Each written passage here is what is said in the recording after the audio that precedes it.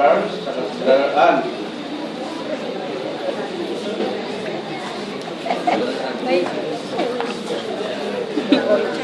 Sige, sige.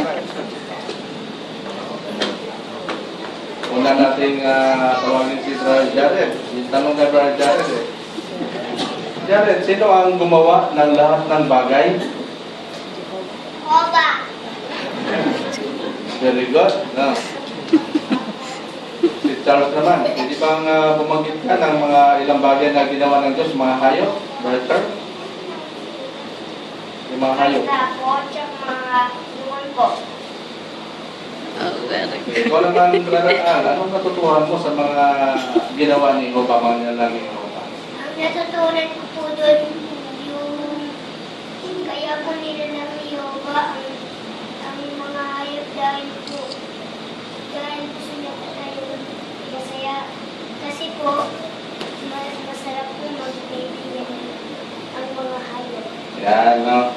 Ito nakita natin. Ano ba yung mga hayop na alam mo rin, Brother Al?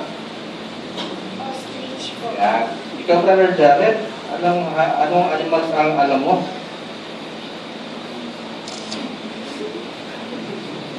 Yayo. Okay, maraming salamat sa inyo. Sa mga bata,